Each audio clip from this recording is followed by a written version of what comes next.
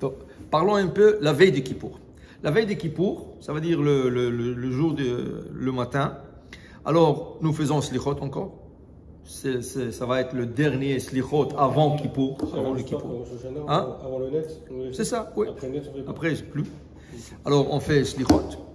Après le slichot, on fait encore atarat nedarim, atarat kelalot, l'annulation de vœux et des malédictions. Si quelqu'un qui a été maudit ou quelqu'un qui a fait un vœu, il veut se débarrasser, c'est le moment de le faire.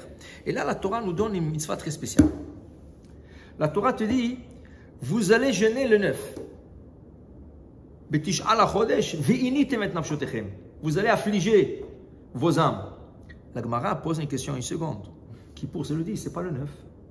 Pourquoi la Torah écrit 9? C'est pas 9, c'est 10.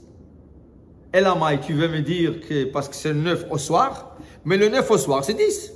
Parce que le calendrier hébraïque, c'est Vaï Erev, Vaï Boker. Alors pourquoi tu parles du 9? Dit la Gemara, de là, on a appris dans la Torah orale, emmenée par Moïse Rabbeinu du Har Sinaï, la Torah nous donne une autre mitzvah. Le jour du 9, veille de Kippour, si tu manges bien, Hachem te considère cette journée comme si tu avais jeûné, malgré que tu manges. Et là, tu commences le jeûne le soir. Mais c'est quoi manger bien? Manger, ça veut dire, tu as un bon petit déjeuner. Un bon petit déjeuner. Il y a une mitzvah même manger pour ce petit déjeuner de poisson. Parce qu'il y a dans le Midrash une histoire, un cordonnier, il s'est emporté dans le travail. Et il a dit, waouh, aujourd'hui c'est veille de Kippour, je me suis emporté dans le travail, j'ai complètement oublié. Bon, je vais aller acheter un poisson sur le marché. C'était trop tard pour acheter de la viande, le boucher était fermé, la béquerie était fermée, il dit, je vais courir. Il court sur le marché des poissons, il reste un beau poisson comme ça chez le poissonnier. Il a dit, monsieur, combien? Il a dit, à l'époque, $10. Il a dit, je vous achète. Et on arrive, il a dit, non, je vous donne $15. Donne-moi-le. C'était un serviteur d'un homme très riche. C'était un gouverneur. Il dit, ok, je vous le prépare. Il dit, non, non, non. Le cordonnier dit, ah, je vous donne 20. Alors l'autre lui dit, 25. Alors il dit, je vous donne 30. Alors l'autre il dit, 35. Je vous donne 50. Ah, 50, un poisson qui coûte $5, $50. À l'époque, pas aujourd'hui. Aujourd'hui, ça coûte plus cher. Mais, alors l'autre il dit, prends-le. Alors l'autre, il revient à la maison, ce serviteur revient à la maison. Il dit, vous savez, on n'a pas de poisson aujourd'hui. Et son patron aimait des poissons. Il adorait les poissons. Il dit, comment il n'y a pas de poisson? Il dit, il y avait un poisson, un bon poisson sur le marché, mais il y a un juif qui l'a acheté. Un juif qui l'a acheté? Comment il l'a acheté? Il dit, il a monté le prix, on a fait l'enchère, il a acheté pour $50. $50 le poisson? C'est pas normal. Ça veut dire que le gars est très riche, il est plus riche que moi. Alors il dit, où est-ce qu'il habite celui-là? Il lui a montré, il est parti le voir. Shalom Aleichem. Il dit, qu'est-ce que vous faites comme travail? Il dit, je suis un cordonnier. Alors, vous avez beaucoup d'argent? Il dit, non, vous avez regardé la maison. Une maison simple, rien. Il dit, mais j'ai entendu, vous avez acheté un poisson pour 50. Il dit, écoutez, ce soir, c'est notre fête. C'est la fête du grand pardon, Kippour. Et comme je me suis oublié, je vais faire une mitzvah pour Hachem. C'est la seule mitzvah que je pouvais faire. Il faut manger. La Torah nous donne la mitzvah de manger. Alors j'ai acheté ces poissons à tout prix. L'autre, il dit, quoi, tu as fait ça pour ton Dieu? Kol hakavod.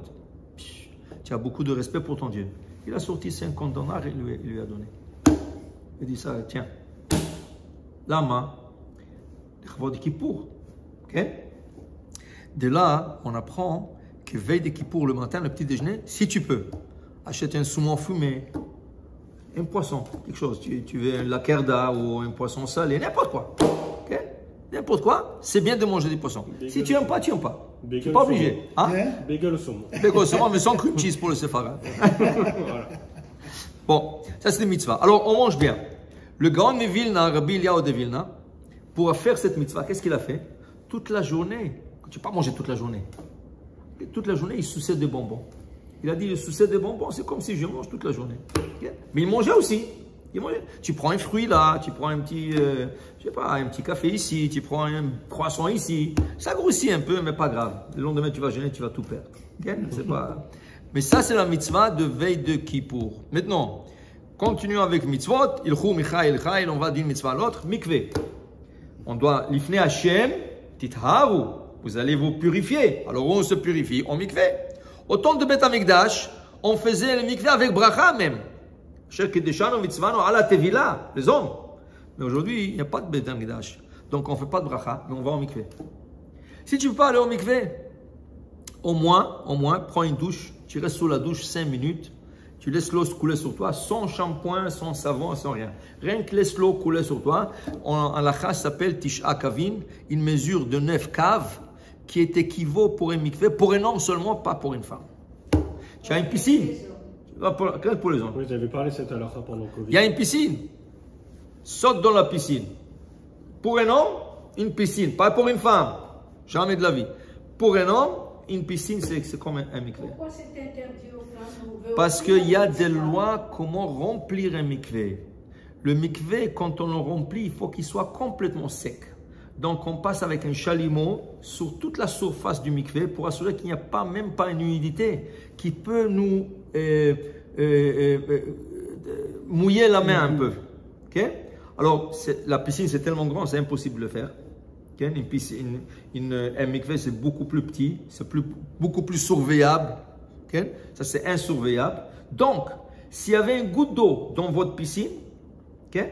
Même si la pluie est tombée, la pluie c'est la meilleure mikveh, okay? Même si la pluie est tombée et elle a rempli votre piscine, à cause de la première goutte qui était d'eau qui était dedans, tout le mikveh, même s'il a 400 litres, 500 litres, 600 litres, tout est pas saoul. La mer c'est bon alors pour les... La mer c'est excellent. Okay? Donc tu veux pas trop... La mer. Donc tu veux pas tromper, une femme ne peut pas tromper dans une piscine, ni dans un jacuzzi, ni dans un, comment on appelle ça, un bain chez elle à la maison. Tout ça, c'est un baignoire. Tout ça, c'est pas saoul. Tout ça, c'est pas acceptable. Mais le meilleur, c'est le mikveh. Mikveh, c'est la mitzvah. La mitzvah, parce qu'il y a des lois à respecter. Il y a de la surveillance. Il y a un mikveh pour les hommes ici? Oui. Oui, pour les hommes. Yeah. Non, moi j'ai la piscine. Ouais. J'ai la piscine, qu'est-ce que C'est c'est? mieux. Non, j'ai la piscine. Il a sa piscine, il est trop. Exactement. Il a sa pré... Et la piscine, il faut qu'elle soit privée, Ah. pas de l'immeuble. Pas de l'immeuble, non. Non. Privé, ouais. Donc, maintenant, on va continuer. Tu as pris ton mikveh, mincha à 2 heures. C'est accepté dans le monde de faire mincha tôt, avant que Kippour rentre. Pourquoi on fait mincha? On fait mincha parce que juste avant mincha, il y a une souda mafseket. Okay? Si chas v'shalom chas v'chalila, Chachamim disent, si quelqu'un il mange, il s'étouffe. Si chas v'shalom chas v'chalila, il meurt sans tchouva. Au moins il a fait mincha, il a fait tchouva.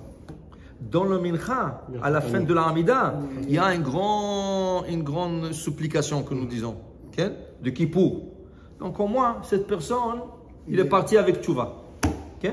Alors on fait mincha à 2 heures. Okay? On lit un petit lim. N'oublions pas le caparot. Si tu n'as pas fait un caparot pendant les 10 jours de pénitence, tu peux te rattraper, veille de Kippour. Et si on fait le caparot? Oui, on fait. Je vais t'expliquer après. Ouais. Hein? On fait. Oui? Oui, avec de l'argent. Oui, Avec de c'est l'argent, d'accord. ok. Là, de l'argent. Non. Non, avec de l'argent. Pour chaque Ok. on verra. Ok, on va faire. Après, comment on appelle ça? Tu as fait ça, tu as fait mincha, tu as bien mangé après mincha. Pas encore Souda Mafseket. Il est 2h30 de l'après-midi. Qui pourrait commencer 6h, 6h30. Quoi? Tu vas manger maintenant, tu vas avoir faim. Alors tu manges un bon repas. Les gens mangeaient le couscous avec le poulet, avec le légume, pour se remplir. 1 heure avant la fête, là tu fais la Souda Mafseket. La Souda Mafseket, ça doit être avec du pain. Okay? Avec la challah plutôt, pas du pain, la challah. Okay? Il n'y a pas de kidouche, il n'y a rien. Mais la challah, on se lave les mains.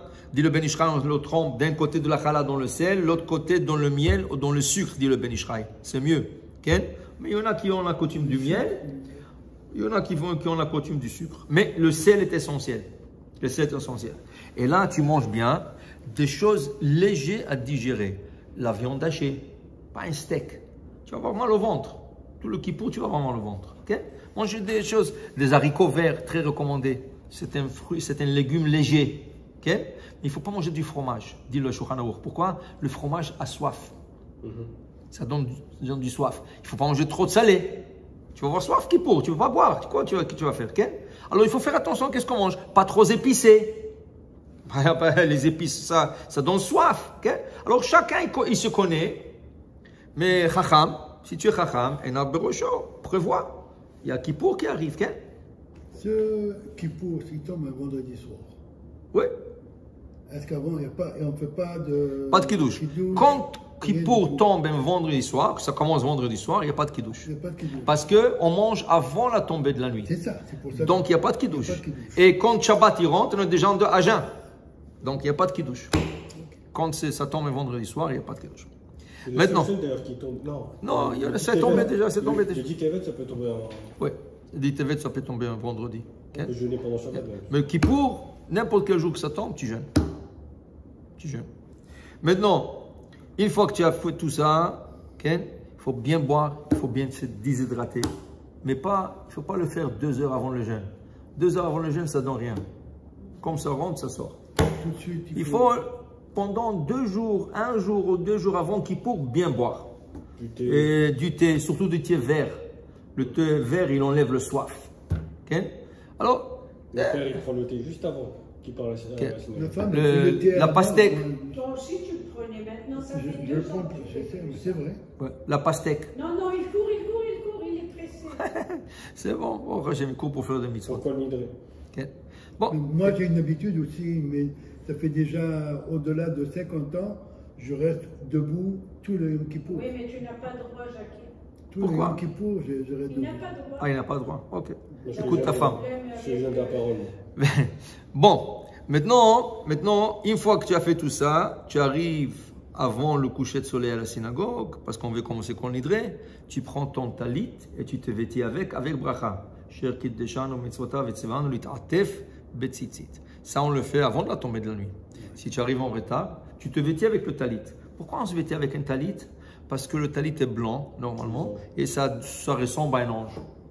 C'est une métaphore, c'est métaphorique. Ici aussi, tu dis des habillés en blanc.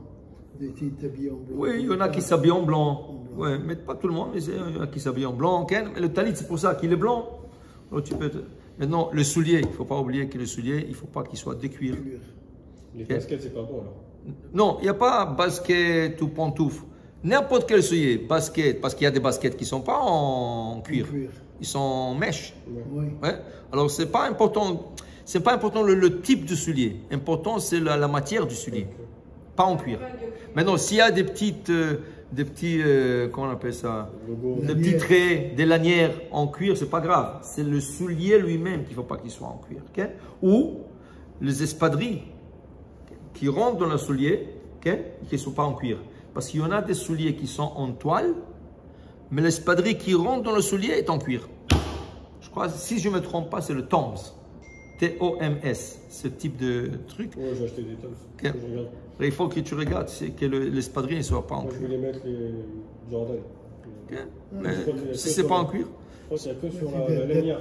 Moi, c'est de la toile aujourd'hui. la lanière, ce n'est pas grave. On peut avoir une ceinture en cuir, on peut avoir une kippa en cuir, on peut avoir une jaquette en Les cuir. ceintures au cuir, les Marocains, ils mettent pas. Bien sûr, pourquoi? Ils nous tapaient si on la mettait. Ah oui? Non, tu peux, moi je te le permets. Ok. La seule chose qui a été décrétée, c'est le soulier, parce qu'à l'époque, le soulier en cuir, c'était le confort. Aujourd'hui, les autres souliers sont de confort, mais une fois que le décret a été fait, on ne peut plus changer. C'est pour ça que le Mishnah Berurah dit, essaye de ne pas prendre des souliers trop confortables. Il ne faut pas qu'il y ait des souliers qui t'ennuient, et après tu ne pourras pas prier toute la journée, et tu vas avoir mal aux pieds. Il ne faut pas qu'ils soient trop confortables. Mais si c'est la seule sorte de souliers que tu as, et tu n'as pas des autres souliers, tu peux les porter, il n'y a pas de problème, tant que ce n'est pas en cuir. Alors, une fois qu'on arrive, on prend notre talit, on est prêt à commencer qu'on hydré avec le calme. Alors voilà, ça c'est un peu la préparation en bref pour le Kippour, juste avant de commencer le jeûne.